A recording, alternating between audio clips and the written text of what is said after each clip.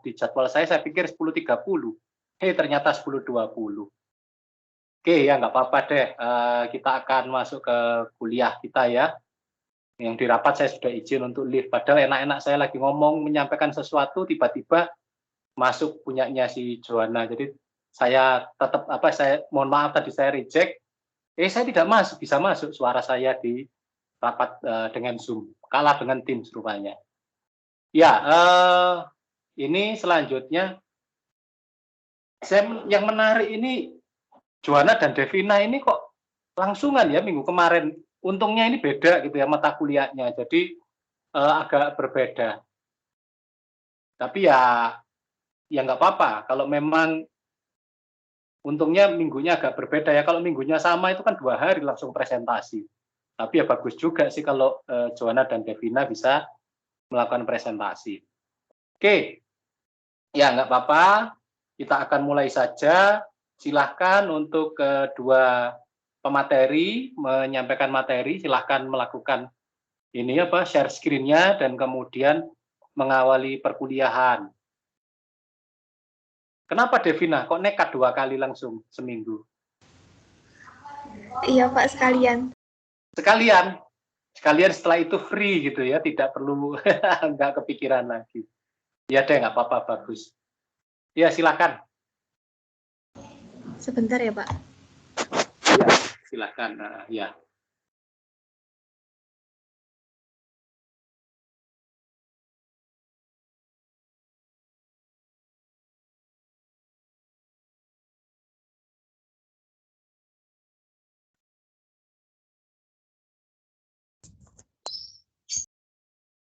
Thanks.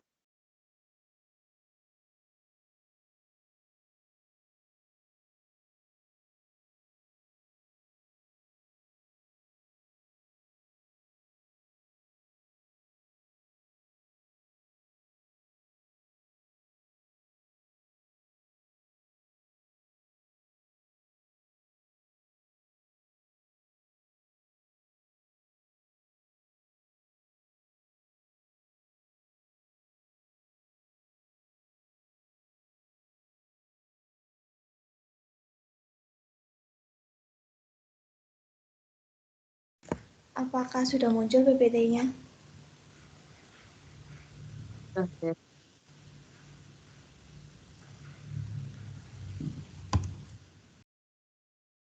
Selamat pagi Pak dan teman-teman, mohon maaf apabila ada keterlambatan dan juga masalah teknis. Pada pagi hari ini, kelompok kami akan mempresentasikan praktikum pengauditan preliminary audit. Sebelum itu, kita mulai dengan doa. Berdoa menurut keyakinan masing-masing dimulai.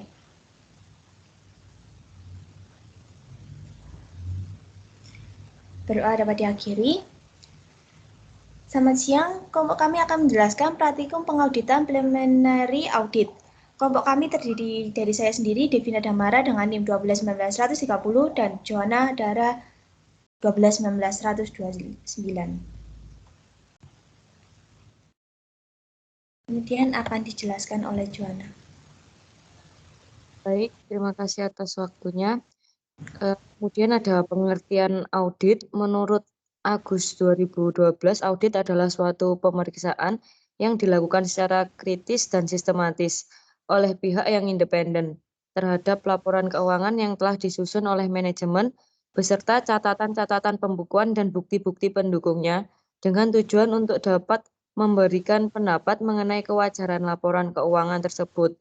Namun, menurut Mulyadi tahun 2014, audit adalah suatu proses sistematik untuk memperoleh dan mengevaluasi bukti secara objektif mengenai pernyataan-pernyataan tentang kegiatan dan kejadian ekonomi dengan tujuan untuk menetapkan tingkat kesesuaian serta pernyataan-pernyataan tersebut dengan kriteria yang telah ditetapkan serta penyampaian hasil-hasil kepada pemakaian yang berkepentingan. Nah, dari beberapa definisi di atas, audit merupakan suatu proses pemeriksaan sistematis yang dilakukan oleh auditor yang independen dan kompeten terhadap laporan keuangan yang disusun oleh manajemen beserta catatan-catatan pembukuan dan bukti-bukti pendukung untuk dapat memberikan pendapat mengenai kewajaran laporan keuangan tersebut. Next.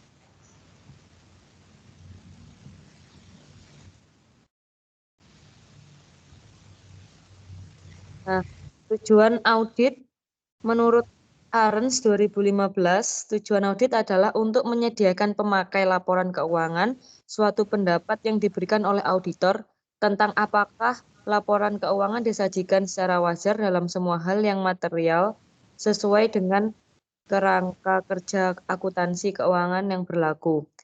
Nah, pendapat auditor ini menambah tingkat keyakinan pengguna yang bersangkutan terhadap laporan keuangan. Kemudian menurut Tuana Kota tahun 2014, tujuan audit adalah mengangkat tingkat kepercayaan dari pemakai laporan keuangan yang dituju terhadap laporan keuangan itu. Tujuan itu dicapai dengan pemberian opini oleh auditor mengenai apakah laporan keuangan disusun dalam segala hal yang material dengan kerangka pelaporan keuangan yang berlaku.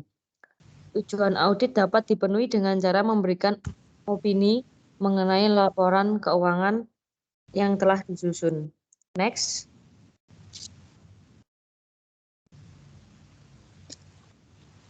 Kemudian pengertian kertas kerja.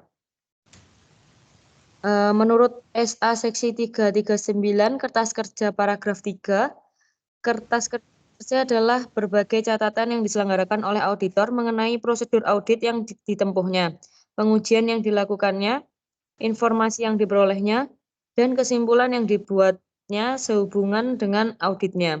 Kertas kerja juga merupakan sebuah bukti bagi seorang auditor bahwa auditor tersebut telah mematuhi standar audit yang telah ditentukan. Next. Kemudian ada tujuan kertas kerja ini menurut Agus 2017 memiliki beberapa tujuan.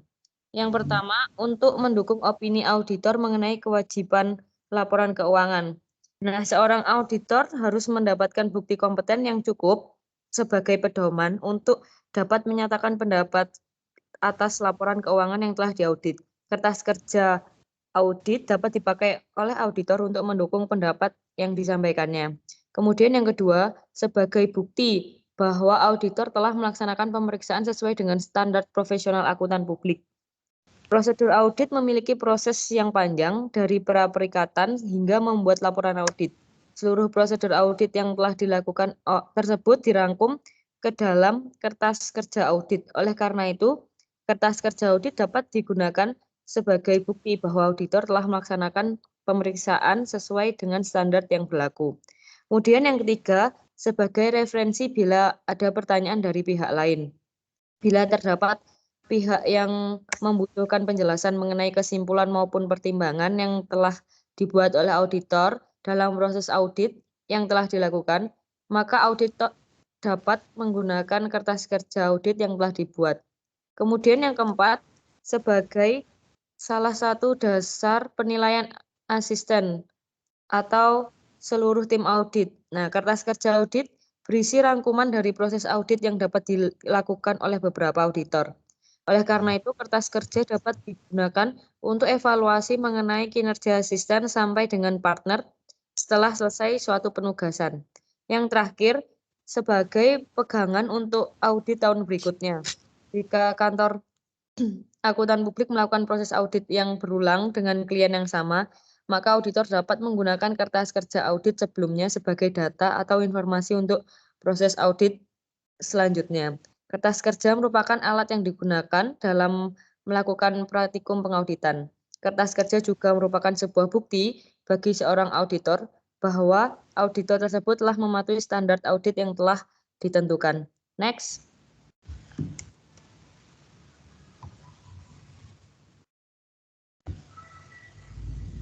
Kemudian ada Audit Tool and Link Archive System. Dilansir menurut H. N. Tatsuya, Audit Tool and Link Archive System atau Atlas dibuat sebagai sarana untuk menjalankan prosedur audit, mendokumentasikan hasilnya, serta hasil dari proses tersebut sebagai dasar pemberian opini. Atlas diciptakan oleh Pusat Pembinaan Profesi Keuangan atau PPPK, Sekretariat Jenderal Kementerian Keuangan Republik Indonesia bersama dengan Ikatan Akuntan Publik Indonesia atau IAPI Ini menurut Okta 2018. Nah, pertama kali diluncurkan pada bulan November 2017. Menurut HN Tatsuya, pada aplikasi Atlas menyediakan 3 pilihan standar akuntansi keuangan, yaitu SAK Umum Konvergensi, IFRS, SAK Etap, dan SAK EMKM. Atlas ini didesain untuk membantu auditor dalam mengimplementasikan standar audit atau SASPAP.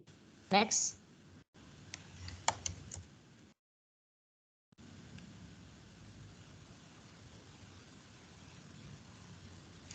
Kemudian ada penerimaan dan keberlanjutan hubungan dengan klien. Menurut Hayes, Welch, and Gortemaker tahun 2017, tujuan tahap penerimaan klien adalah untuk memeriksa klien yang diajukan untuk menentukan apakah terjadi alasan untuk menolak penugasan atau penerimaan klien dan meyakinkan klien untuk memperkerjakan auditor atau penerimaan oleh klien.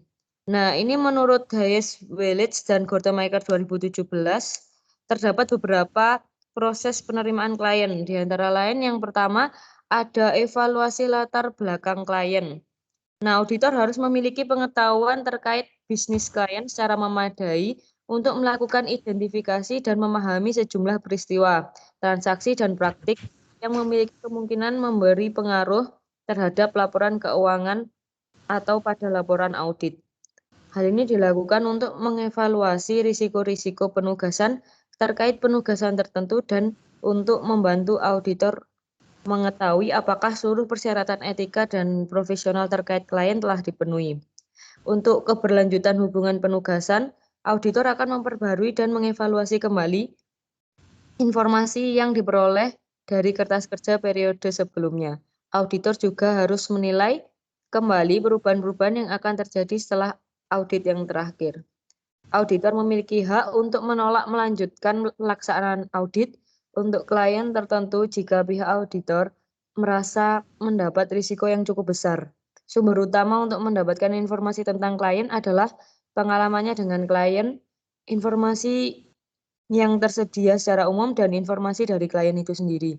Kemudian yang kedua ada kemampuan memenuhi persyaratan etika dan kompetensi tertentu. Auditor akan memastikan bahwa para anggota tim audit dan kantor akuntan publik secara keseluruhan memenuhi persyaratan etika. Kode etik akuntan profesional menurut International Ethics Standard Board of Accountants atau IESBA menyatakan bahwa tanggung jawab auditor untuk mengambil tindakan dengan memperhatikan kepentingan publik, bukan hanya untuk memuaskan klien atau pemberi kerja. Auditor harus memiliki tingkat pelatihan dan kemampuan teknis yang diperlukan untuk situasi-situasi tertentu. Kemudian yang ketiga ada penggunaan pekerja auditor lainnya. Jika auditor memerlukan keahlian khusus, auditor harus mempertimbangkan untuk memperkerjakan tenaga ahli yang dapat membantu mengumpulkan bukti-bukti yang diperlukan. Kemudian yang keempat, komunikasi dengan auditor sebelumnya. Auditor yang sedang ditugaskan diatur dalam kode etik IESBA bahwa auditor baru berkomunikasi secara langsung dengan auditor sebelumnya, tergantung pada situasinya. Tujuan dari kegiatan itu adalah untuk mengurangi atau menghilangkan ancaman-ancaman dengan memperoleh informasi atau fakta-fakta atas klien agar dapat memutuskan apakah akan menerima penugasan atau tidak menurut opini akuntan sebelumnya. Dan yang terakhir, penerimaan oleh klien atau proposal penugasan.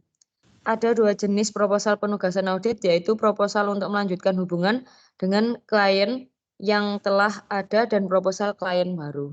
Next.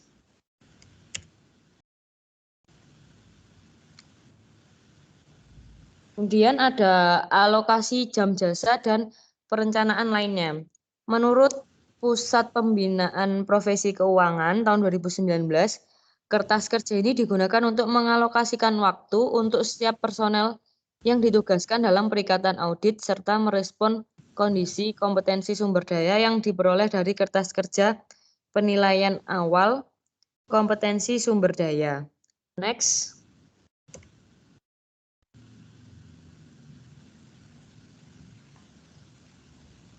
Kemudian surat perikatan. Menurut Pusat Pembinaan Profesi Keuangan 2019, kertas kerja ini digunakan untuk menganalisis surat perikatan yang akan ditandatangani oleh KAP dengan klien. Terdapat beberapa pernyataan sebagai kontrol untuk memastikan bahwa isi dan kelengkapan surat perikatan yang dibuat oleh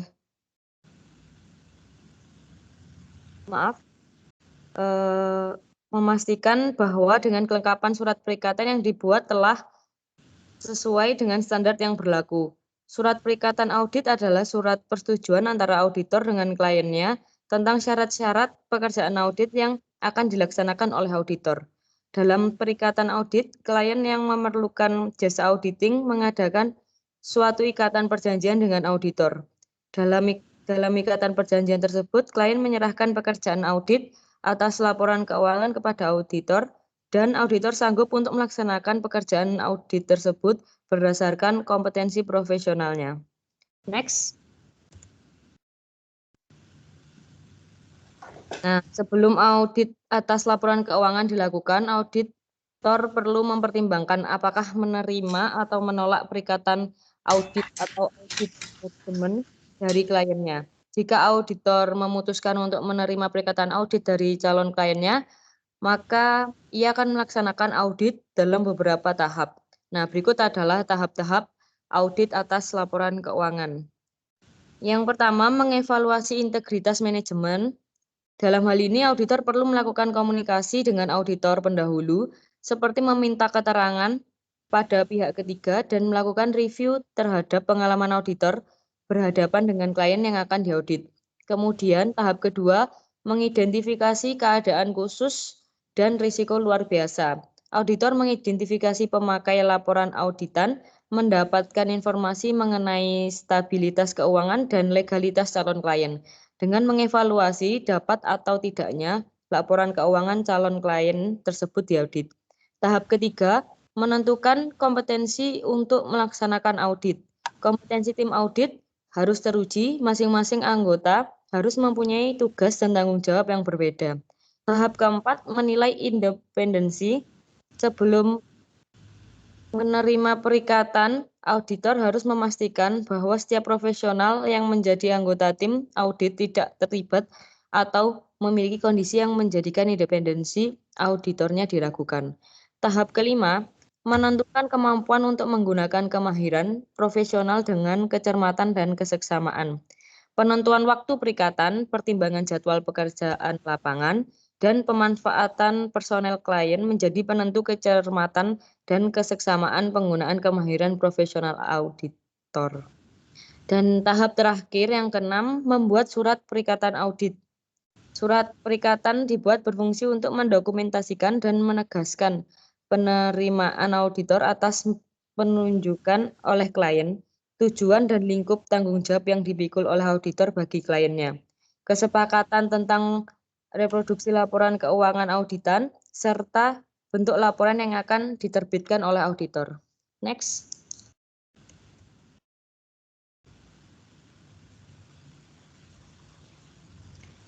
Kemudian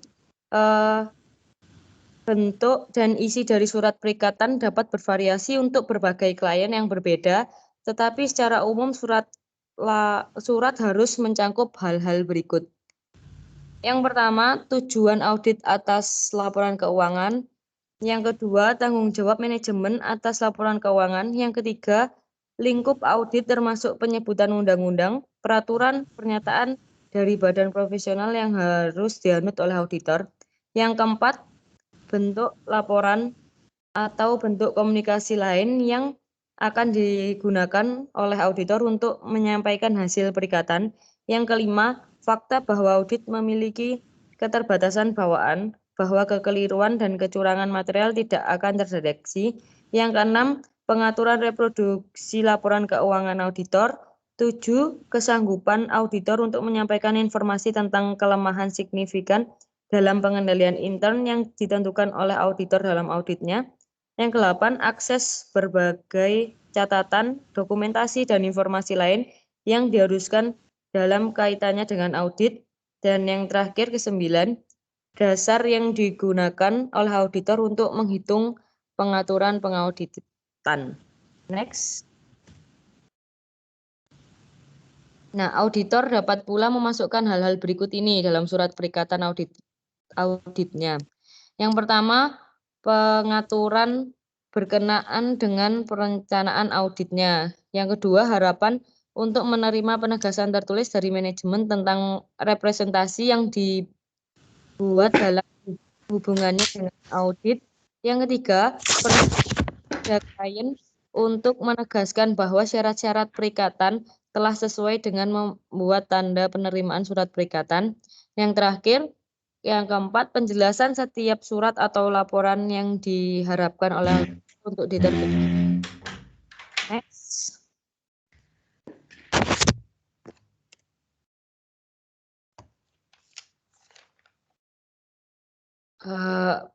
Yang kemudian ada pentingnya surat perikatan. Perikatan adalah kesepakatan dua pihak untuk mengadakan suatu ikatan perjanjian dalam perikatan audit klien yang memerlukan jasa auditing, mengadakan suatu ikatan perjanjian dengan auditor. Dalam ikatan perjanjian tersebut, klien menyerahkan pekerjaan audit atas laporan keuangan kepada auditor, dan auditor sanggup untuk melaksanakan pekerjaan audit atas laporan keuangan kepada audit tersebut berdasarkan kompetensi profesionalnya. Kemudian tujuan utama dari audit laporan keuangan adalah untuk memberikan suatu pendapat atas laporan keuangan manajemen. Jadi penting bagi auditor untuk menerima suatu perikatan audit hanya apabila terdapat keyakinan yang memadai bahwa manajemen klien dapat dipercaya. Bila manajemen kurang memiliki integritas, maka terdapat kemungkinan kesalahan yang material dan ketidakberesan akan terjadi dalam laporan keuangan yang dibuat, sehingga keberhasilan penyelesaian perikatan audit sangat diperlukan oleh kualitas perencanaan audit yang dibuat oleh auditor. Next. Nah, kemudian akan dijelaskan oleh Devina. Kemudian saya akan menjelaskan studi kasus. Pada studi kasus ini sudah terdapat keterangan seperti nama kantor akuntan pabrik, nama akuntan pabrik, dan seterusnya. Kemudian ada info lainnya tentang penugasan, seperti mulai penugasan, akhir penugasan, jumlah hari libur lain, dan seterusnya. Next. Di sini juga terdapat yang pertama, opini auditor tahun lalu adalah wajar dengan pengecualian atau WDP karena tidak terdapat pengakuan imbalan kerja. Yang kedua, tahun sebelumnya perusahaan telah melakukan restrukturisasi atas utang bank yang akan jatuh tempo di tahun 2017. Untuk mereschedule jadwal pelunasan utang yang akan jatuh tempo, namun belum ada kesepakatan dengan pihak bank. Pihak meminta bahwa klien harus meningkatkan tingkat solvabilitasnya. Yang ketiga, pada analisis integritas manajemen terdapat indikasi bahwa pihak-pihak yang memiliki hubungan istimewa bereputasi buruk serta pengguna LK tersebut merupakan pengurus partai politik. Untuk pembahasannya akan saya jelaskan melalui aplikasi Atlas.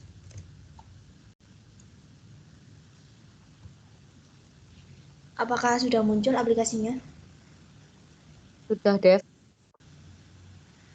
Yang pertama kita buka dulu aplikasi Atlas, kemudian kita klik home di sini, gambar rumah ini.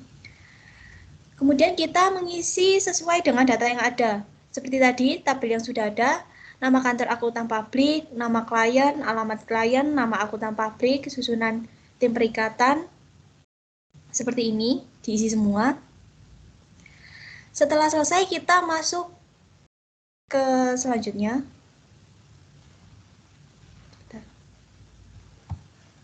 Kita klik konten, kemudian kita akan masuk ke A110, analisis penerimaan dan keberlanjutan hubungan dengan klien. Kita klik. Kemudian di sini terdapat analisis resiko penerimaan dan keberlanjutan hubungan klien. Kita akan mengisi A1101 sampai dengan A1104. Yang pertama kita akan mengisi yang A1101 terlebih dahulu.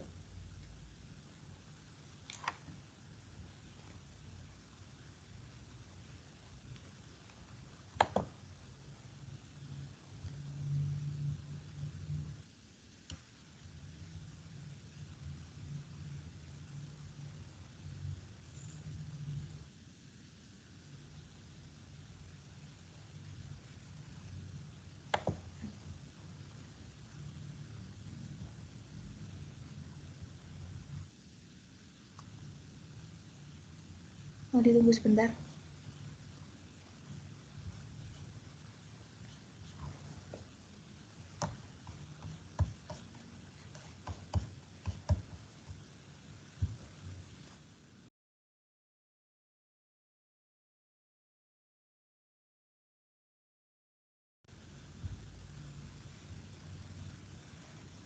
Mohon maaf tadi ada error sedikit.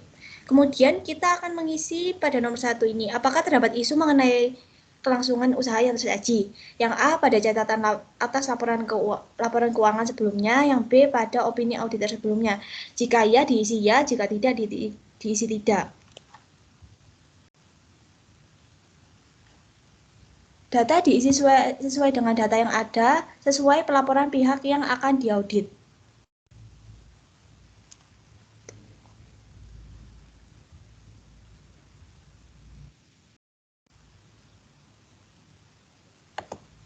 Ini seharusnya bisa dipilih ya atau tidak. Tapi mungkin karena ada error sedikit.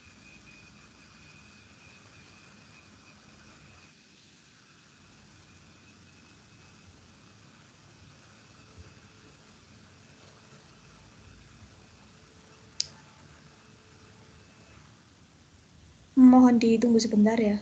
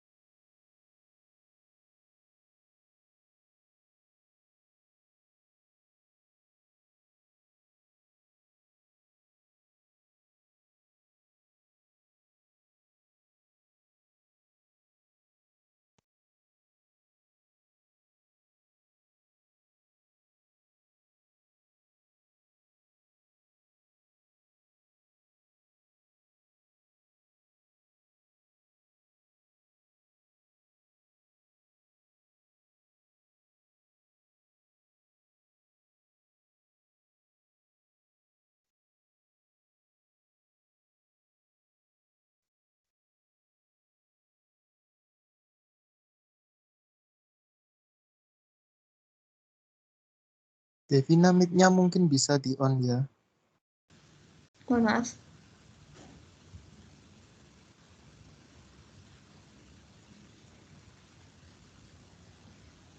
Kita akan mengisi A1101 sampai A104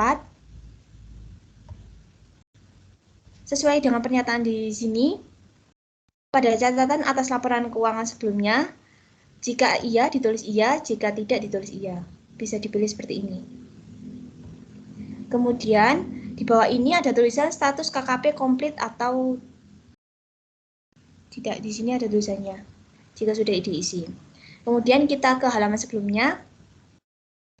Kita akan masuk ke A1102. Seperti ini.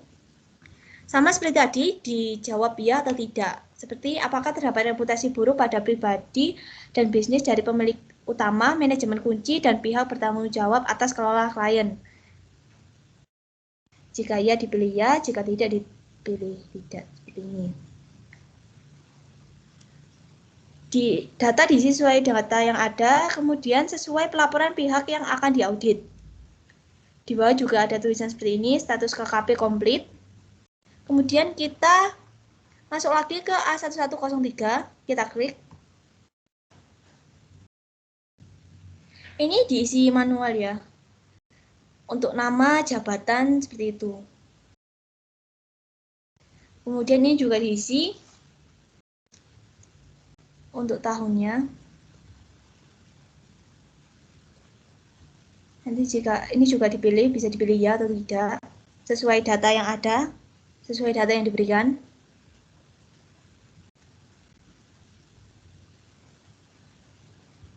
Kemudian kita ke halaman selanjutnya. Kita masuk ke A1104. Sama seperti tadi, kita klik ya atau tidak.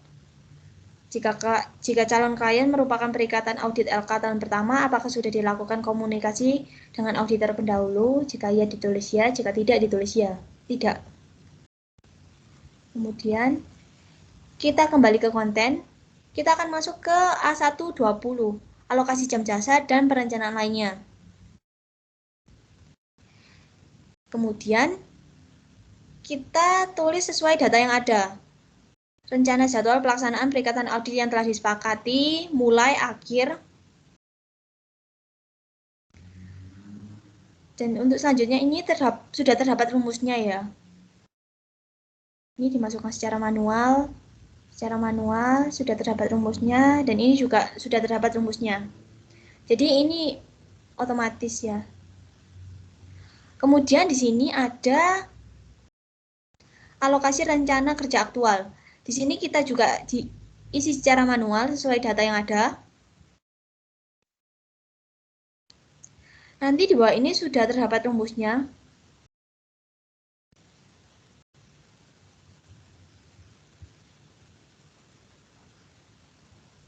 Seperti itu.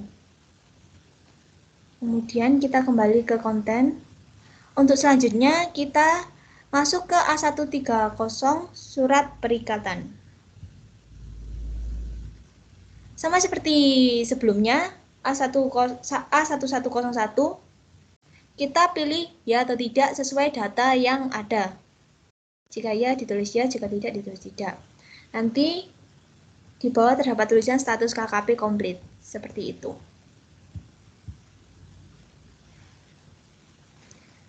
Untuk materi ini, kelompok kami hanya mengisi home, A110, A120, A130. Seperti itu.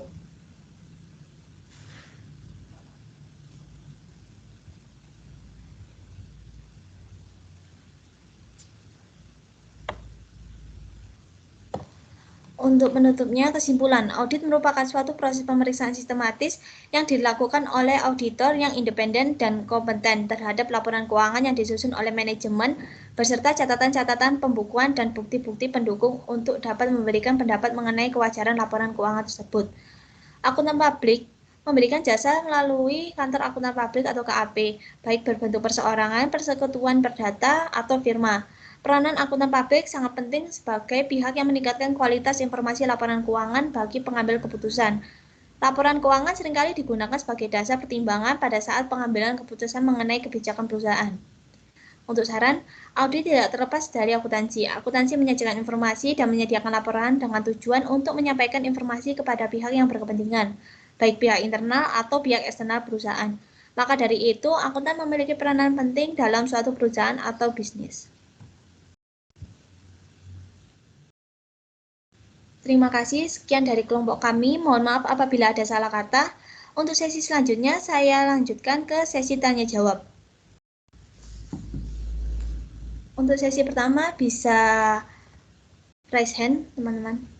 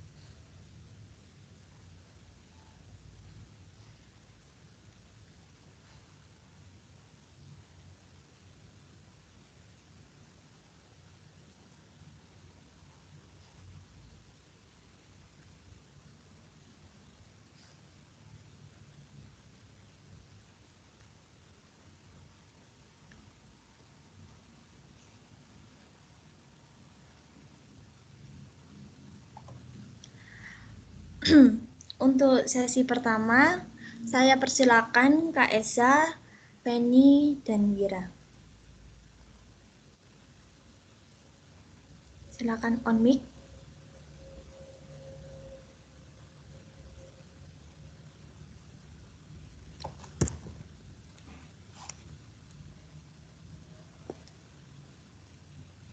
Kak Esa dipersilakan.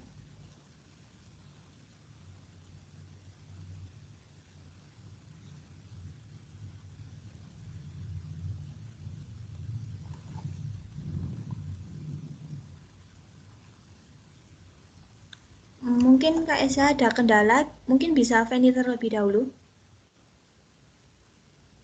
Terima kasih atas kesempatan yang diberikan. Perkenalkan, nama saya Feni Gunawan, NIM 1219-112. Saya ingin bertanya, apa perbedaan surat perikatan audit dan surat representasi? Terima kasih. Terima kasih Penny atas pertanyaannya. Kemudian Wira, saya persilakan untuk on mic.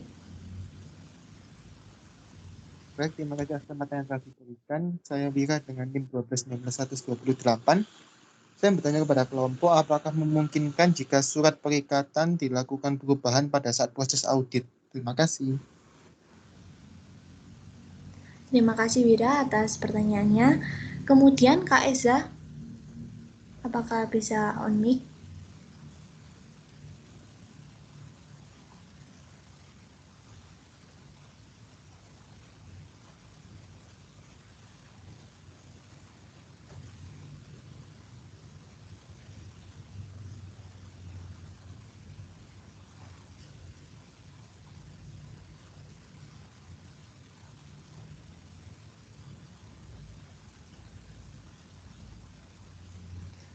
Mungkin Kak Eza ada kendala teknis. Iya, maaf, halo. Oh, Apakah iya. suara saya sudah masuk? Sudah Kak. Oh iya, saya Eza, Inaibita dengan NIM 1219-111. Terima kasih atas kesempatannya. Saya ingin bertanya kepada kelompok terkait ini yang terakhir tadi atlas ya. Ketika mengisi atlas itu kalau misalnya teman-teman tadi menjelaskan di A1101 itu bagaimana jika jawabannya kurang lengkap. Jadi tidak hanya ya atau tidak gitu. Apa bisa dipahami ya pertanyaan saya? Bisa dipahami. Terima Oh, iya. kasih. Terima kasih. Untuk teman-teman yang sudah bertanya, bisa turunkan tangannya.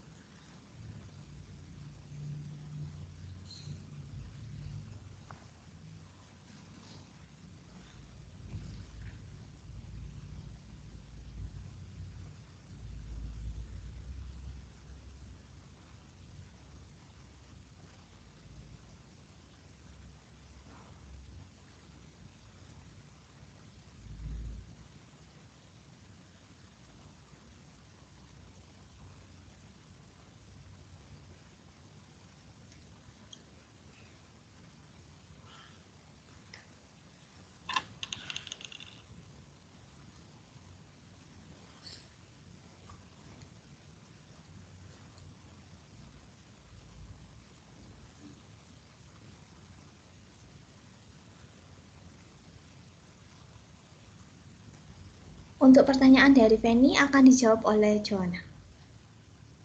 Baik, terima kasih Devina. Tadi pertanyaan dari Feni, apa perbedaan surat perikatan audit dan surat representasi? Perikatan audit adalah kesepakatan dua pihak untuk mengadakan suatu ikatan perjanjian. Dalam perikatan audit, klien yang memerlukan jasa auditing mengadakan suatu ikatan perjanjian dengan surat auditor. Nah, untuk sedangkan surat representasi adalah surat yang ditunjukkan kepada auditor, ditandatangani oleh direksi dan kepala keuangan klien. Apakah bisa menjawab, Feni? Sudah menjawab. Terima kasih Joanna dan kelompok. Ya, terima kasih Feni. Selanjutnya saya kembalikan ke Devina. Untuk selanjutnya saya akan menjawab pertanyaan dari Wira. Tadi Wira bertanya, apakah memungkinkan jika surat perikatan dilakukan perubahan pada saat proses audit?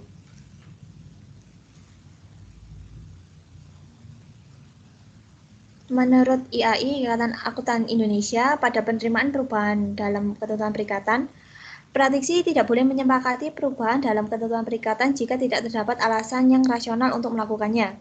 Jika ketentuan perikatan diubah, maka praktisi dan manajemen harus menyepakati dan mencatat ketentuan baru perikatan dalam surat perikatan atau bentuk perjanjian tertulis lain sesuai. Jika praktisi tidak dapat menyepakati perubahan atas ketentuan perikatan dan manajemen tidak mengizinkan praktisi untuk melanjutkan perikatan semula, maka praktisi harus menentukan keberadaan kewajiban baik secara kontraktual maupun bentuk lain untuk melaporkan kondisi tersebut kepada pihak lain, seperti pihak yang bertanggung jawab atas tata kelola, pemilik, atau regulator. Apakah sudah menjawab, Wira? Dia sudah menjawab Devina. Terima kasih Devina dan kelompok. Untuk selanjutnya, saya akan menjawab pertanyaan dari Kak Eza.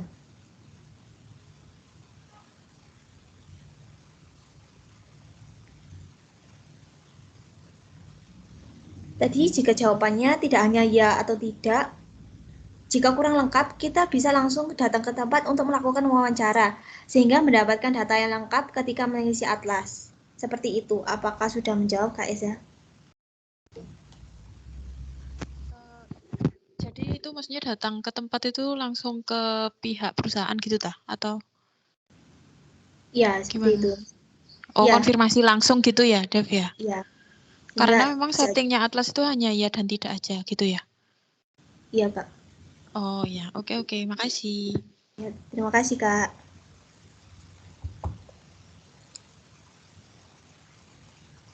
Untuk selanjutnya, saya buka sesi 2 tanya jawab. Untuk penanya pertama, saya persilakan Novia.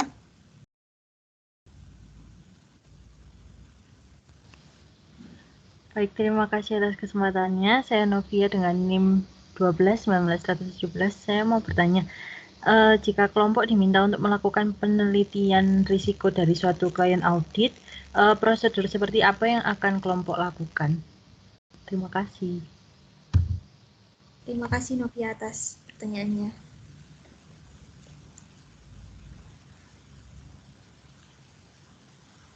Untuk selanjutnya, saya persilakan Regiana untuk memberikan pertanyaan.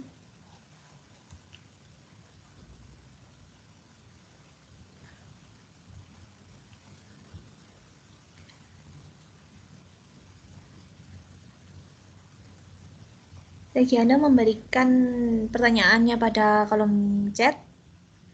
Terima kasih kelompok untuk kesepakatan yang diberikan. Mohon maaf sebelumnya mic saya terkendala sehingga tidak bisa on mic.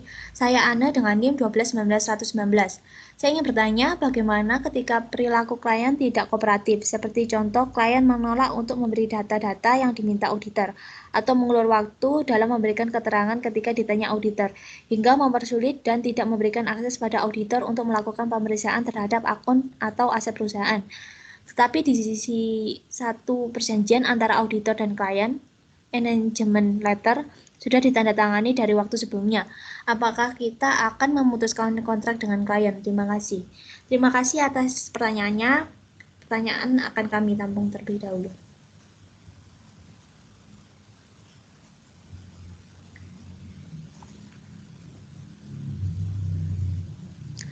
Untuk selanjutnya, ada Andi. Saya persilakan Andi untuk memberikan pertanyaannya. Terima kasih atas kesempatannya. Saya Yusuf Umar dengan NIM 12.3. Ingin bertanya, ada proses audit, ada prosedur analitis substantif, itu pengertiannya seperti apa dan tujuan utamanya seperti apa? Terima kasih. Terima kasih Andi atas pertanyaannya.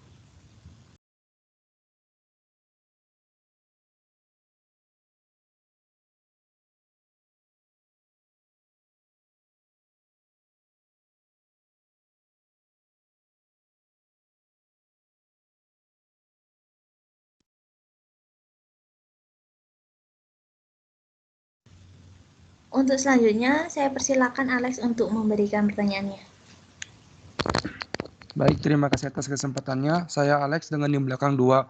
Di sini saya ingin bertanya kepada kelompok, apa yang harus dilakukan oleh seorang auditor jika dalam proses auditnya menemukan kekurangan signifikan dalam pengendalian internal? Terima kasih.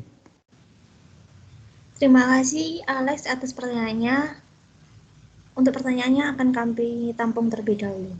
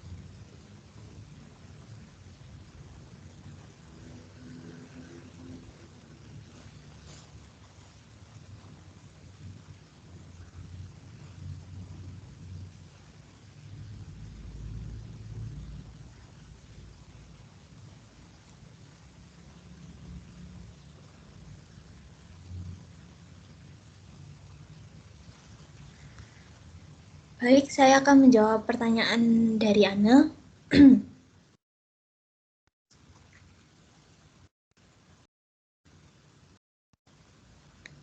Apabila opsi pertama yang dipilih yaitu keputusan kontrak kerja, maka yang harus diperhatikan adalah pemutusan kontrak kerja harus dengan kesepakatan antara kedua belah pihak, yaitu auditor dan klien.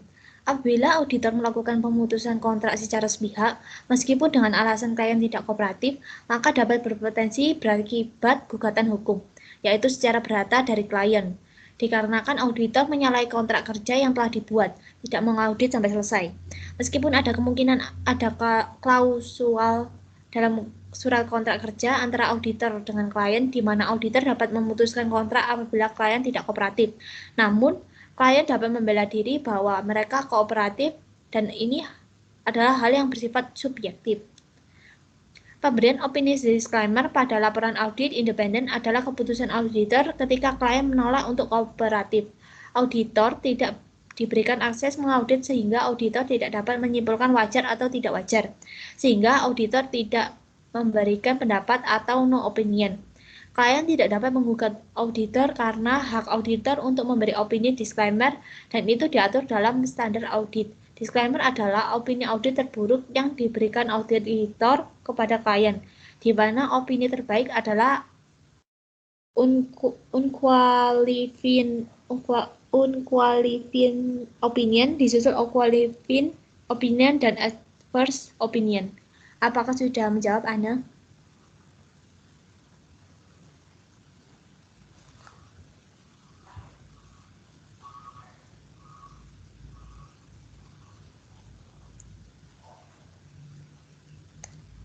Baik, sudah menjawab, Dev. Terima kasih. Terima kasih.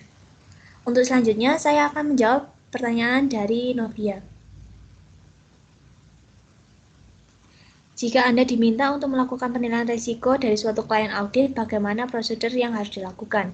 Yang pertama, memperoleh pemahaman tentang bisnis dan industri klien agar dapat membuat perencanaan audit secara memadai.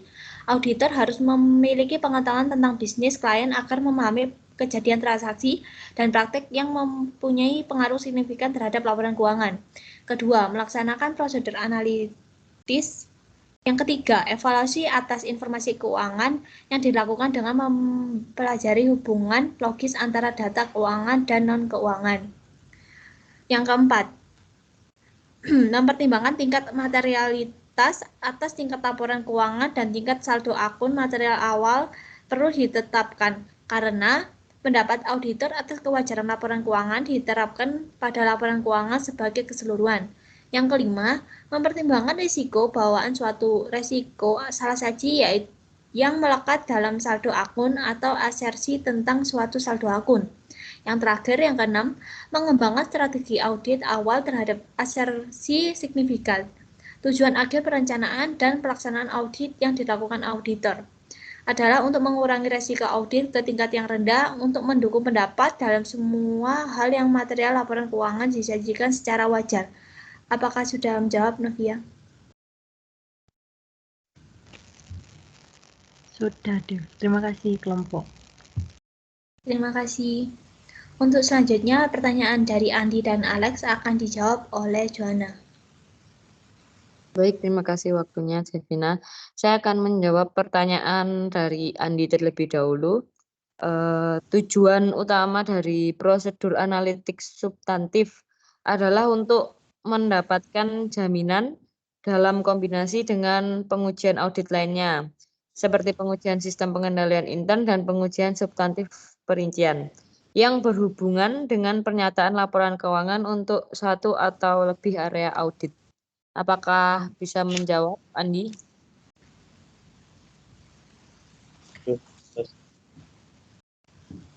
Terima kasih, Andi.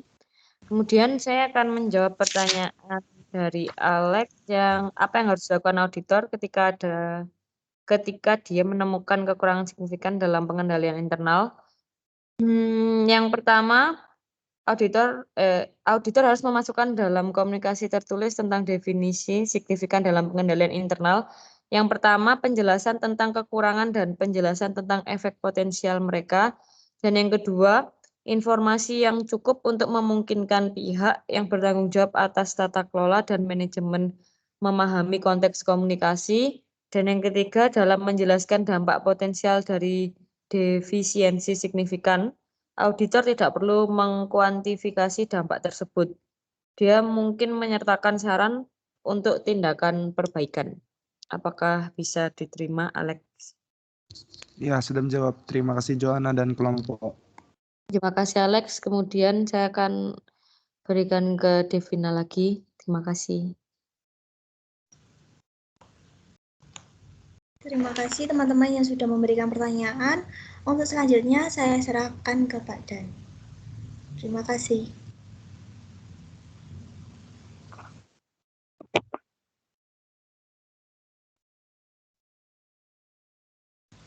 Belum keluar Pak suaranya.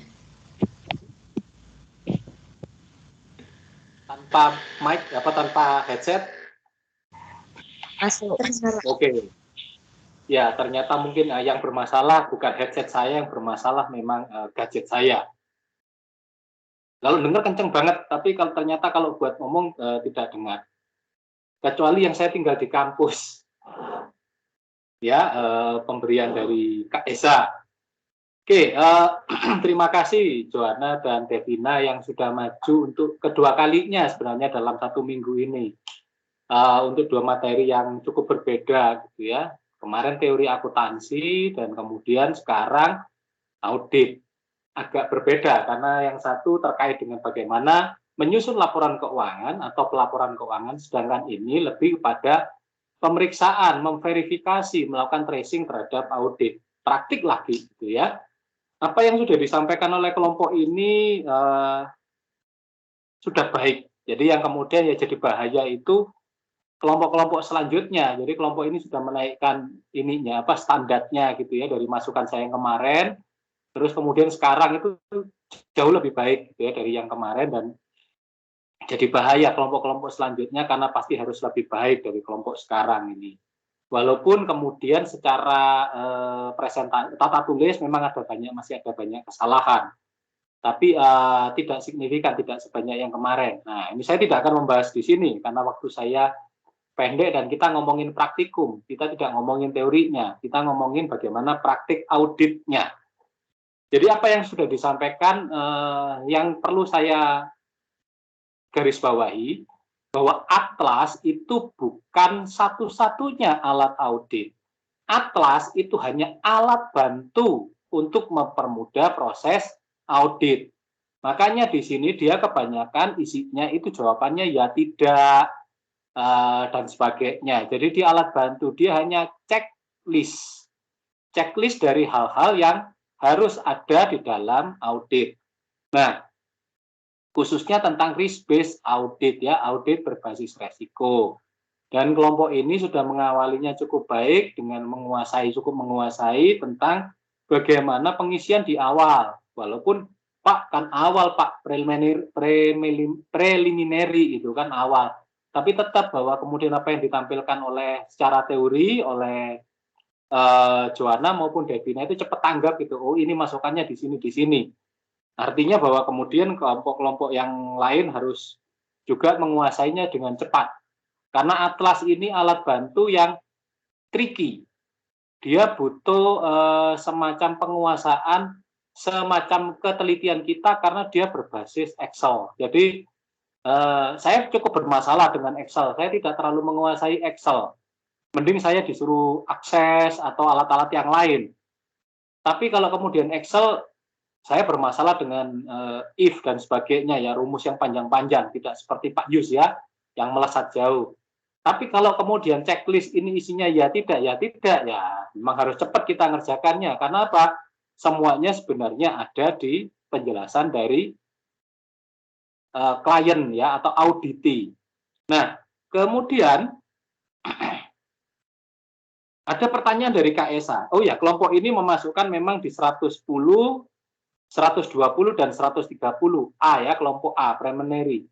Jadi 110, 120, dan 130 lebih kepada data-data yang dibutuhkan untuk data-data dasar ya, perusahaan, tempat, dan sebagainya. Terus kemudian bagaimana pengendalian internal ada atau tidak. Jadi tidak melakukan penilaian, tapi ada atau tidak. Paling tidak itu yang dinilai. Nah, itu di 120 dan kemudian hal-hal yang lain. Nah, ini kelompok ini sudah menyajikan dengan cepat ya. Sudah tahu gini, oh ternyata kalau ada error jawabannya seperti ini. Dan memang sifatnya itu adalah pull down gitu ya. Kalau diklik itu langsung kelihatan turun ke bawah, tinggal milih gitu ya, apa gitu ya.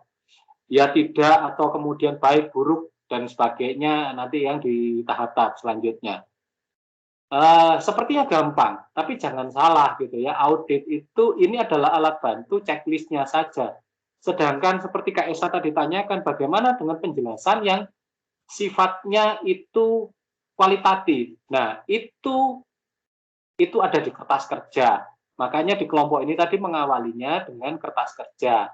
Padahal hari ini kita kan cuma bicara tentang bagaimana perikatan, bagaimana kemudian kontrak itu bisa disetujui, disepakati bersama, setelah auditor tahu isinya perusahaan.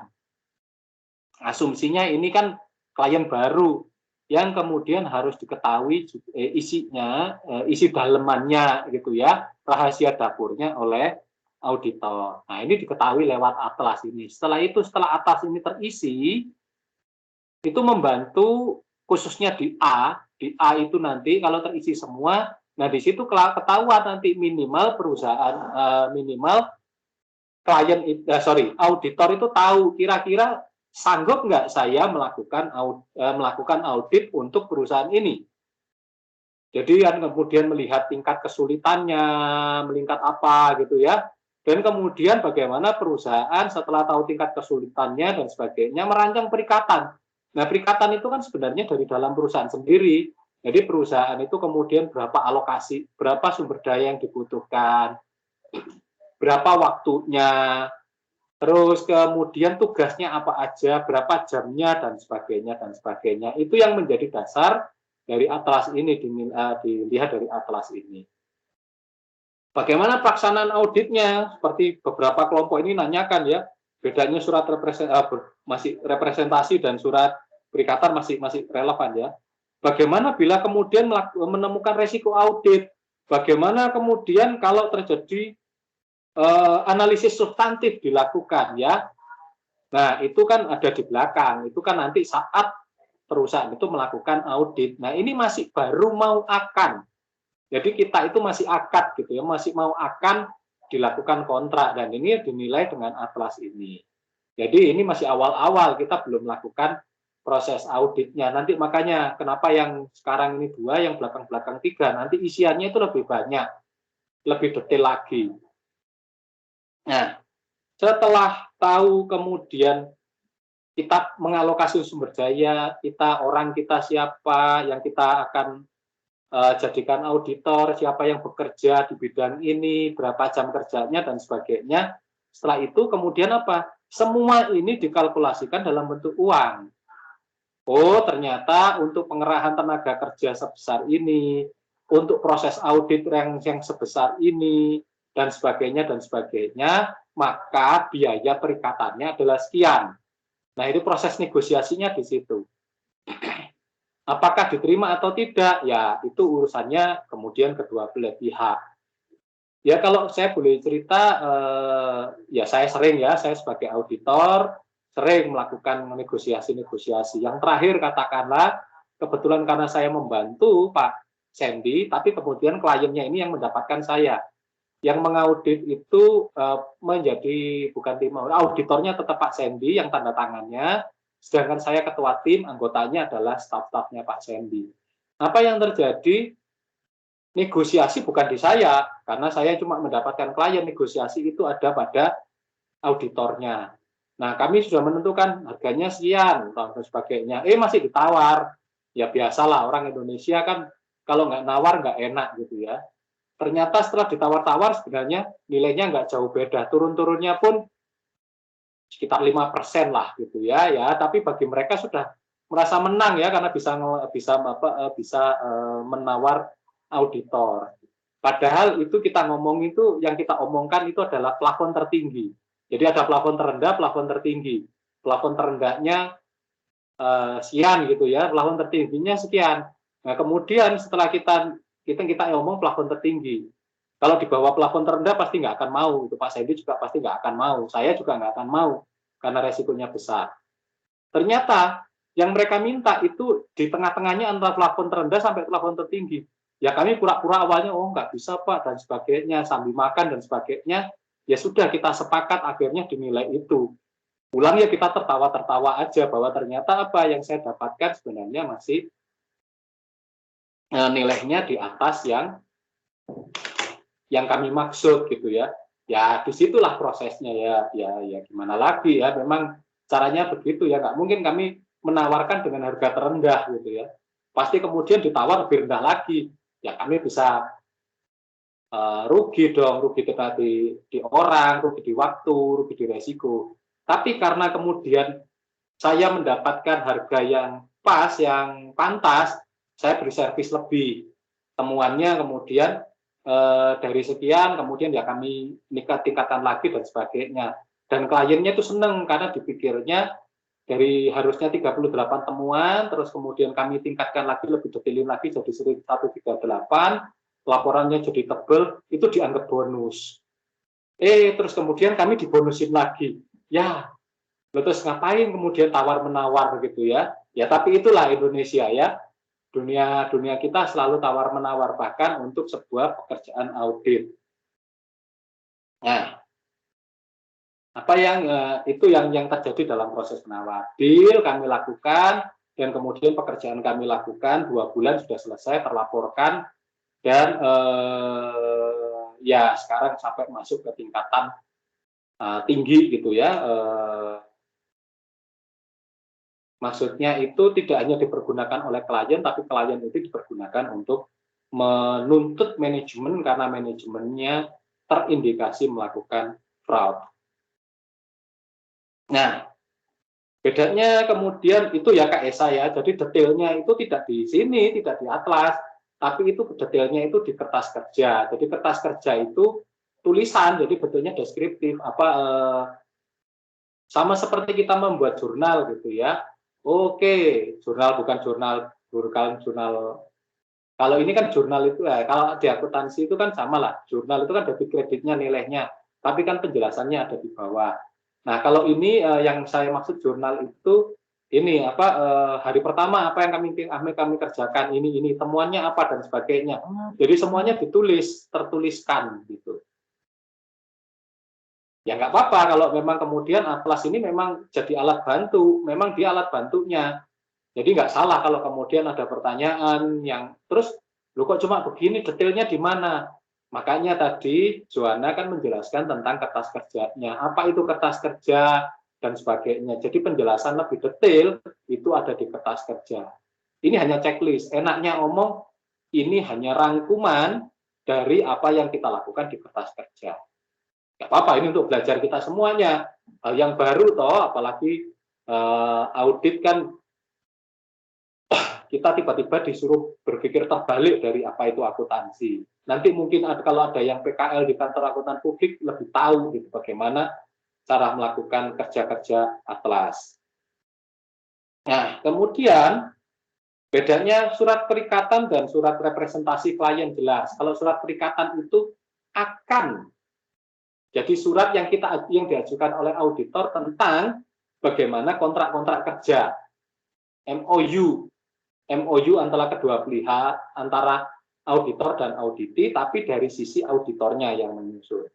Sedangkan representasi klien itu adalah surat pengakuan dari manajemen bahwa ini loh, laporan keuangan kami sudah benar, sudah sesuai dengan SAK, konsisten dan sebagainya.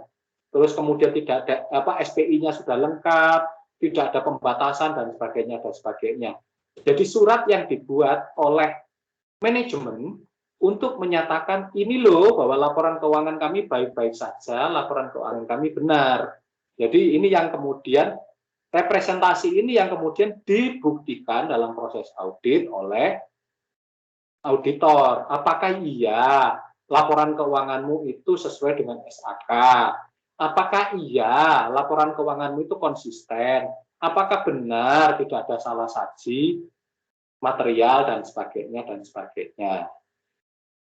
Itu ya Feni, jadi bedanya itu satu yang membuat auditor, satu yang membuat klien ya manajemen. Satunya itu auditor ingin tahu seberapa besar pekerjaan yang dia lakukan, sebab ini loh Pak, besaran pekerjaan kami sebesar ini biayanya.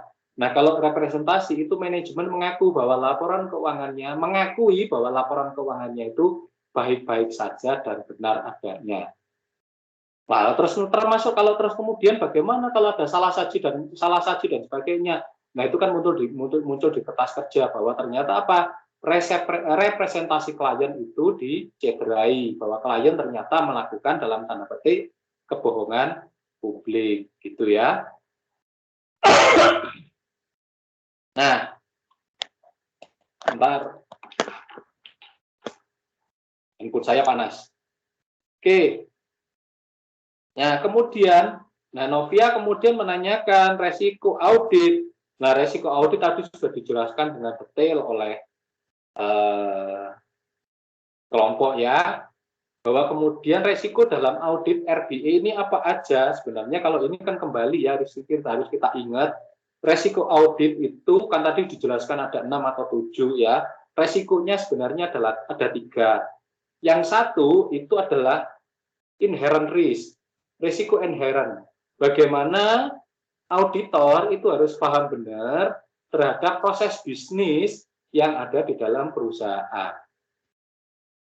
Yang kemudian ada risiko pengendalian, harus yakin bahwa auditor itu harus yakin bahwa kliennya atau auditinya ini punya sistem pengendalian yang baik, punya tata kelola yang benar, ada yang bertanggung jawab, tidak kemudian seenaknya saja membiarkan perusahaannya itu menghadapi resiko, terpapar resiko. Terus kemudian yang ketiga adalah risiko deteksi. Risiko deteksi ini adalah kemampuan auditor untuk mendeteksi adanya kesalahan, adanya salah saji material yang mungkin saja ada di dalam laporan keuangan. Nah, yang dicari apa? Buktinya. Buktinya adalah salah saji material tadi yang sudah dijelaskan dengan lengkap dan baik oleh kelompok ya. Kalau nggak salah oleh Devina tadi ini gitu ya.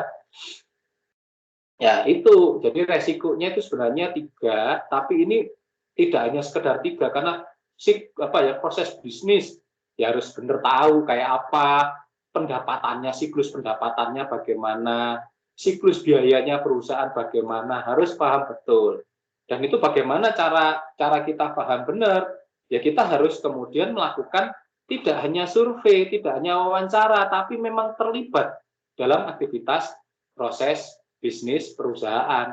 Jadi klien, apalagi kalau yang baru kayak begini ya, dalam kasus ini kan baru gitu ya, itu ya jadi 1 bulan pertama itu survei itu ya sebenarnya auditor tidak ngapa-ngapain, auditor ikut proses bisnisnya kayak apa, ngikutin itu kurang lebih bisa saja 1 bulan.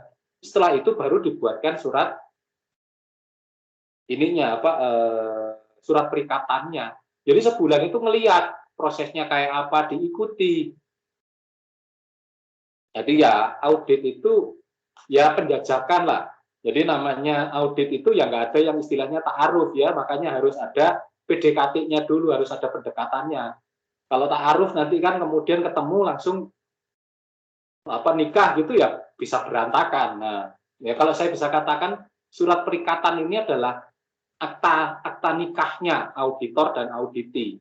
Nah, apa yang dilakukan ya pendekatan, harus tahu bibit bobot bebetnya itu adalah yaitu tadi resiko inherentnya, resiko pengendalian dan resiko deteksinya.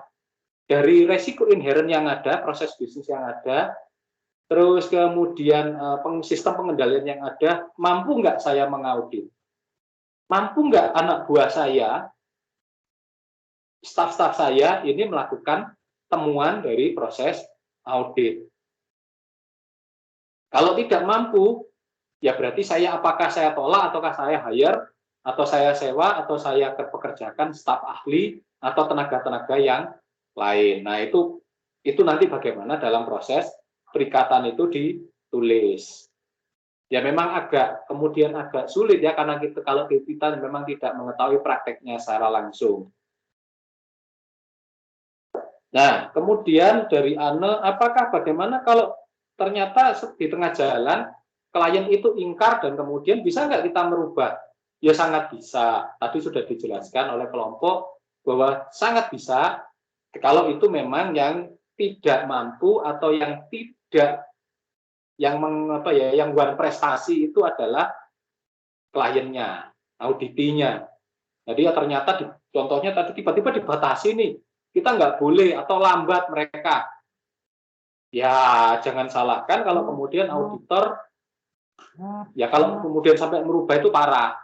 Tapi bisa saja auditor tidak merubah, tapi kemudian dia memberikan opini yang jelek karena batasan, oke, Bapak batasi saya untuk melihat pengendalian internal, nggak apa-apa, dicatat sebagai sebuah temuan. Terus kemudian data tidak bisa diterima dengan cepat, ya sudah dicatat ya. Kalau di belakang itu tadi yang seperti disampaikan oleh kelompok, kalau ternyata di belakangnya kita mengajukan disclaimer ya jangan salahkan.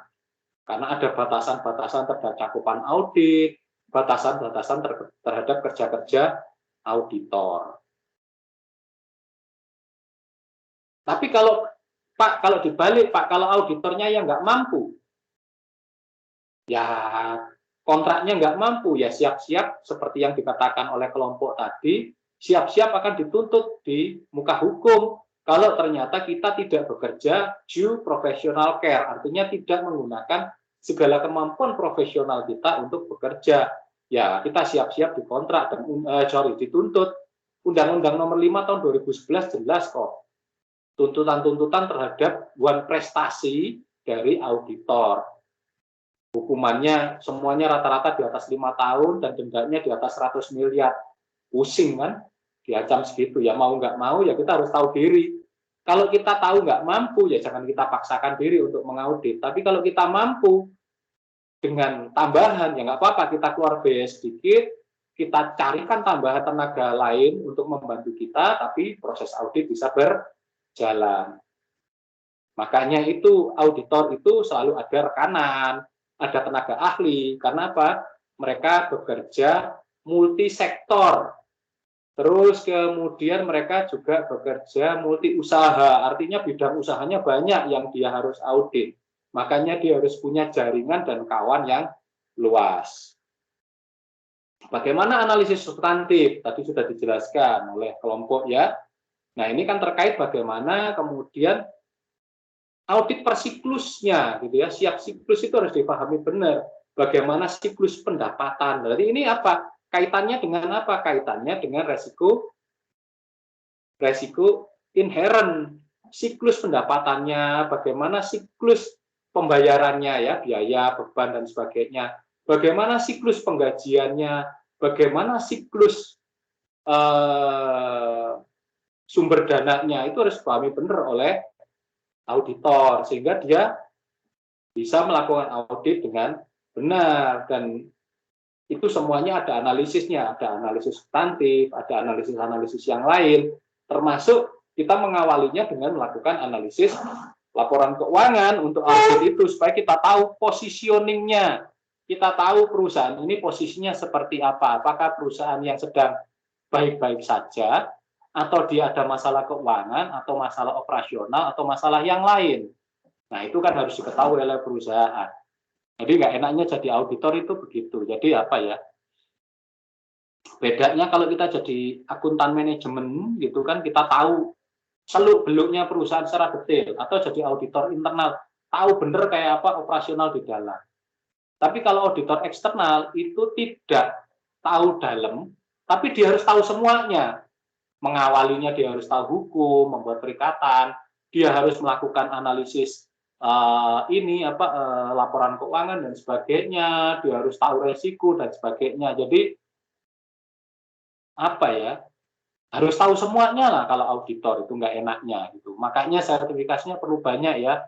Ada AK, ada CA, ada CPA, waduh, ada ACPA, banyak gitu. Jadi auditor itu syaratnya banyak. Karena apa? Dia harus tahu semuanya tentang akuntansi secara keseluruhan. Harus tahu, harus hafal juga namanya SAK. SAK itu tidak hanya SAK IFRS, harus tahu SAK EP sekarang ya, yang berubah dari SAK etat, harus tahu EMKM, harus tahu juga syariah kalau dia mau masuk ke bisnis syariah. Ya itu bahwa kemudian auditor itu bukan super body, makanya dia punya tim ahli yang cukup Boleh nggak banyak. bersihin layar iPad itu pakai ini karena foto ke layarku. Jangan nanti rusak itu kalau pakai itu. Pakai ini aja. Minyak kayu putih kalau ada. Minyak telur nggak apa-apa. Jangan nanti rusak LCD-nya. Kayaknya kita nggak punya minyak kayu putih. Ya pakai ini aja, pakai apa? Jangan pakai itu kandung alkohol, nanti rusak. Pakai apa terus? Pakai ini aja, pakai tisu biasa aja. Tisu biasa. Iya, tisu biasa dikasih air dikit, ya, pokoknya basah gitu ya. Terima kasih. Ya.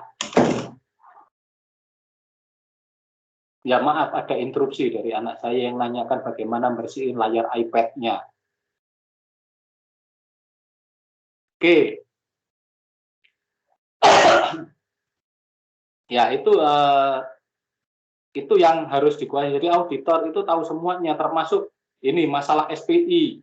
Ini kan Alex tadi nanyakan masalah SPI ya, bagaimana berarti apa resiko pengendalian dan tentang tata kelola perusahaan. Harus paham benar auditor untuk melakukan tahu kayak apa sih tata kelola di dalam perusahaan itu, tahu kayak apa sih sistem pengendali internalnya. Jadi ya harus tahu semuanya gitu ya. Nah, enaknya kalau tahun kedua, tahun ketiga kan nggak perlu yang kita mengetahui mendalam. Resiko inherent, resiko pengendaliannya mungkin bisa kita turunkan. Karena apa? Kita sudah terlibat cukup lama, sudah paham benar gitu ya. Apalagi sudah masuk tahun ketiga, tahun keempat, tahun kelima. Kalau dulu kan satu AP itu hanya bisa untuk 3 tahun, satu KAP 2 periode. Sekarang KAP 2 periode, tapi AP itu bisa sampai 5 tahun kalau nggak salah undang-undang terbaru. Jadi bisa lebih panjang satu akuntan publik itu memeriksa sebuah perusahaan. Kalau 3 tahun kan ganti lagi kan jadi sulit juga itu kan. Baru tahu, baru kenal, baru sayang, ganti auditornya. Ya jadi ya kemudian kan jadi nggak enak gitu ya. Ya itu salah satu nggak enaknya jadi auditor kayak begitu ya. Dia dibatasi waktu dengan cintanya terhadap auditi gitu. Memang tidak boleh terlalu cinta gitu ya. Makanya independen. Nggak boleh bucin jadi auditor ya. Jadi kalau Anda nanti ingin jadi auditor itu ya orangnya nggak harus teliti, tapi yang kemudian seringkali itu dia enaknya orang-orang yang skeptis, terus kemudian suka terikat dengan jangka panjang ya, jangka pendek ya, jadilah auditor gitu ya. Kalau yang bucin-bucin itu yang akuntansi manajemen, satu perusahaan satu, kerja di bank satu sampai dalam itu kan, mulai dari masuk sampai lulus di sana ya kayak bucin gitu ya. Ya tapi ya itu khasnya cirinya orang akuntansi kayak begitu. Makanya kalau yang suka kemana-mana, suka banyak teman, belajarnya banyak gitu ya, jadi auditor ya kayak ya saya lah hobinya gitu ya kemana-mana dan sebagainya gitu ya. Tidak hanya satu bidang. Kalau satu bidang terus terang gampang bosan gitu ya.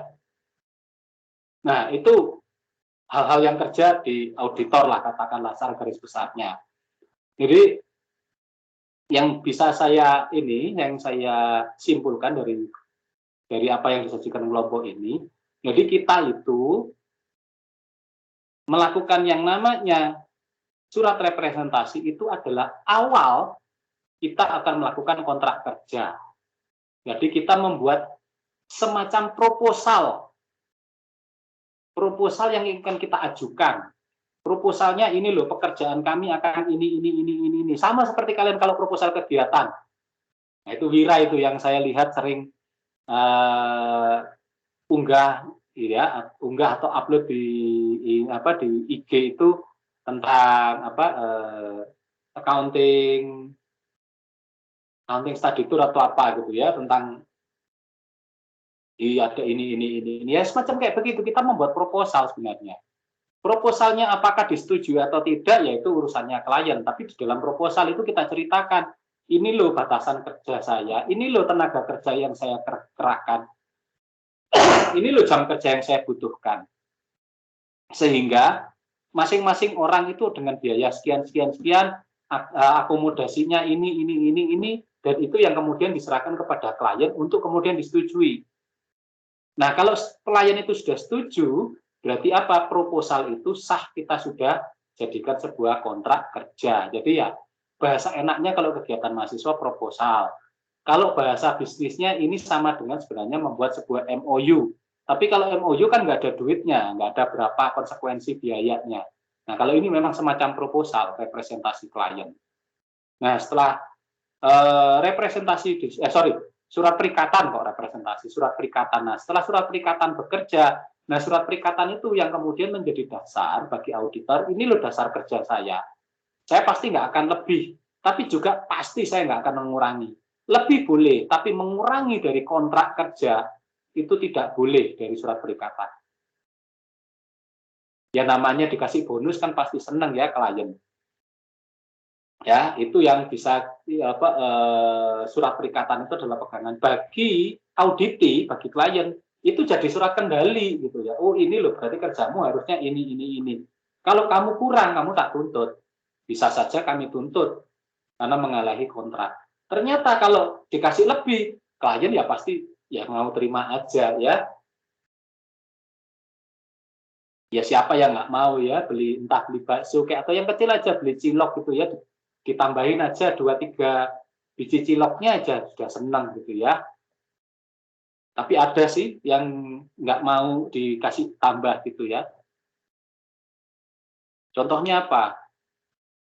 Contohnya kalau naik bis gitu ya, dari Sidoarjo, dari Malang ke Surabaya gitu. Terus udah nggak apa-apa, nggak usah berhenti di sini. Saya kasih tambah, berhentimu di Gresik sana kan enak. Saya tambahi 1 kota gitu ya, pasti nggak mau lah kita ya. Itu bukan karena berbeda tujuannya gitu ya. Tapi kalau surat perikatan itu kita ya dikendali kedua-duanya, baik bagi auditor dan auditi.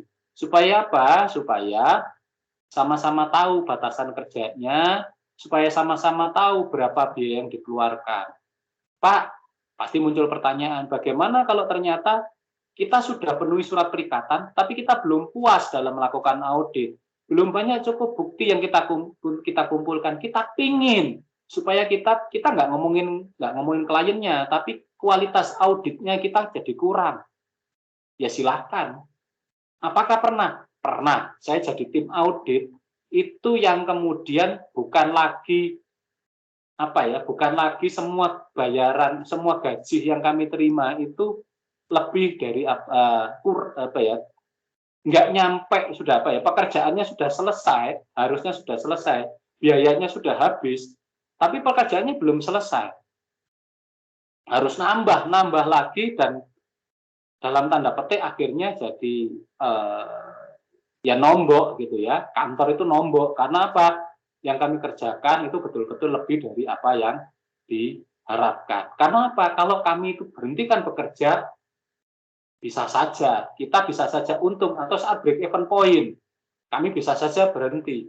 Tapi kalau kemudian kami berhenti, maka kami yang dipertanyakan gitu. Lah, masa kantor segede ini kok kerjaannya cuma segini? Akhirnya kebijakan kantor itu memberikan izin kami untuk lebih bekerja gitu ya, lebih lagi mencari. Jadi akhirnya ya seperti kerja bakti gitu. Kerjanya harusnya 2 bulan, maksimal 2 bulan itu kita untung, 1 bulan kita BEP, kita bekerja sampai 6 bulan. Jadi biaya yang kita keluarkan itu 2 kali lipat ketimbang pendapatan yang kita dapatkan. Tapi puas dengan hasil kerjanya. Dan akhirnya apa? Klien itu malah kemudian tertarik dengan kita dan kemudian memperkerjakan kita lagi. Bahkan kemudian saat kontraknya kita tunjukkan pekerjaan kita sudah seperti ini, dan kemudian kita menaikkan harga gitu ya, pada tahun selanjutnya kita rubah harganya, kita naikkan, dengan senang hati klien, loh kalau kerjaanmu kayak begitu, kamu nggak akan puas, kalau nggak selesai, nggak akan berhenti kok, ya kami mau nambahin gitu ya, naiknya 50%. Tapi servis yang kami berikan tetap aja yang seperti kemarin, jadi full. Tapi karena kami sudah tahu, jadi bekerja selanjutnya tidak lagi mengalokasikannya 2 bulan, tapi mengalokasinya kami langsung 4 bulan. Dan kemudian ternyata belum 3 bulan selesai ya, dapatlah gitu ya yang lumayan. Tahun selanjutnya kami lebih paham lagi, nah tentu saja pekerjaan bisa lebih cepat. Kliennya juga mau nambah-nambah, akhirnya kliennya yang sungkan. Jadi seperti biaya transportasi, akomodasi, biaya konsumsi, itu semuanya tidak lagi menjadi tanggungan kami, ditanggung oleh perusahaan semuanya sana. Jadi bersih lah akhirnya kami. Ya jadi seneng aja, jadi sama-sama seneng. Tuh ya, sebagai auditor kami senang, auditinya juga senang karena puas pekerjaannya, mendapatkan hasil yang cukup baik. Nah, itu yang nggak enaknya kerja di bidang servis, bidang jasa itu. Kalau kita sesuaikan dengan harga yang kita keluarkan, kepuasan belum tentu ada pada klien. Tapi kalau kita mau berkorban sedikit, klien puas, itu kemudian kalau kemudian ada harga yang harus ditambahkan di tahun-tahun selanjutnya, klien tidak akan menolak. Ternyata kalau klien tidak butuh cuma 1 kali itu, ya sudah, biarin aja, anggap aja kerja bakti. Tapi yang penting laporan kita itu laporan yang bisa dipertanggungjawabkan. Karena kan laporan audit itu kan publicly known ya, harus dipublikasikan, minimal orang pajak tahu, minimal kemudian itu kalau pasar modal masuk ke pasar modal, kalau di bidang keuangan ya seperti perbankan, kecil BPR pun itu pasti nanti masuk ke OJK. Seperti kan saya sekarang di koperasi gitu ya, bekerja di koperasi. Koperasi itu minimal di dinas koperasi itu masuk ya, dinas koperasi provinsi. Itu jadi penilaian-penilaian lebih yang akhirnya memberikan jasa layanan audit lebih, itu menjadikan klien itu juga mendapatkan benefit yang lebih. Itu kira-kira, dan itu basisnya adalah semuanya pada surat perikatan, pada surat kontrak yang ditandatangani bersama oleh auditor dan auditi. Itu intinya hari ini aktivitas yang dilakukan oleh kelompok ini. Tuh. Oke, itu yang bisa saya tambahkan dari apa yang disampaikan oleh kelompok, baik Devina maupun Joanna. Tapi satu yang perlu saya apresiasi, seminggu aja sudah kelihatan progres pekerjaannya itu jauh lebih baik yang sekarang gitu ya. Padahal jaraknya cuma seminggu. Siapa tahu kalau minggu depan maju lagi pasti lebih bagus lagi. Tapi kan nggak ada saya gitu ya, mata kuliahnya bukan di saya gitu ya. Tapi ini jadi tantangan bagi yang lain, harus memberikan presentasi yang lebih baik dari apa yang sudah disampaikan oleh kelompok ini. Jadi tantangan bagi kelompok yang lain. Ya, itu yang bisa saya sampaikan. Apakah ada pertanyaan atau ada diskusi yang ingin ditambahkan atau yang ingin ditanyakan dari kelompok? Kalau nanti lebih tahu lagi, ingin tahu lebih detail, silahkan. Kalau ada yang ingin jadi auditor, nanti akan saya bantu. Atau praktik dulu di PKL-nya di bidang audit, nanti auditor, ya saya cukup banyak lah kenal beberapa auditor yang ada di Malang. Ya sudah rata-rata sudah PKL ya, sayangnya sudah PKL.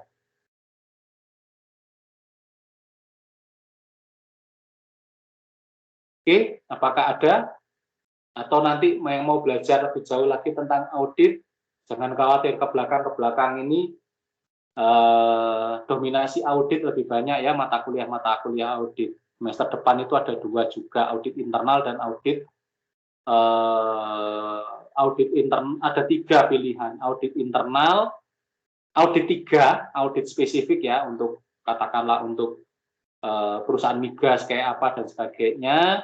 Terus kemudian ada audit internal, bagaimana kalau di dalam sebagai auditor internal apa yang harus dilakukan, bagaimana pekerjaannya, mirip-mirip audit eksternal tapi sebenarnya dia cuma satu perusahaan. Dan ada akuntansi forensik dan ada audit investigatif tentang kecurangan, bagaimana penanganan kecurangan. Ya nggak harus 3, karena kan milihnya itu bisa 2, minimal 2 gitu ya. Kalau Anda yang ingin belajar lebih jauh lagi tentang audit atau bidang-bidang yang lain. Tapi karena ini saya mengajar audit, yang saya promosikan audit. Nanti kalau besok saya mengajar teori akuntansi, yang saya promosikan itu akuntansi keberlanjutan dan akuntansi keuangan Indonesia. Terus kemudian, Pak, terus saya milih yang mana? Ya sudah, kalau mau ambil semua gitu.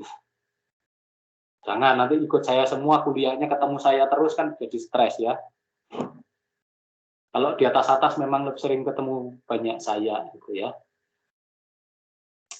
Oke. Kalau tidak ada yang lain lagi, kalau nggak ada yang ditanyakan, saya pikir cukup. Ya saya apresiasi dari kelompok ini, sekali lagi saya apresiasi kelompok ini yang sudah kelihatan progresnya dan keberanian mereka kemudian untuk maju 2 presentasi sekaligus. Untungnya nggak 2 hari yang bersamaan gitu, hari Seninnya dan hari Selasanya gitu ya. Bisa pusing kepalanya itu ya. Audit masih nggak apa-apa, giliran teori akuntansi kemarin kan bikin pening, tapi di awal-awal masih belum terlalu. Jadi nanti gimana Pak yang selanjutnya? Nanti ya dirasakan sendiri aja, dinikmati sendiri. Itu ya. Oke, kalau tidak ada yang lain lagi, saya pikir cukup. Perkuliahan hari ini kita akan akhiri dengan mengucap syukur pada Tuhan untuk segala apa yang sudah kita jalani sepanjang perkuliahan hari ini. Berdoa menurut iman kepercayaan masing-masing. Disilahkan.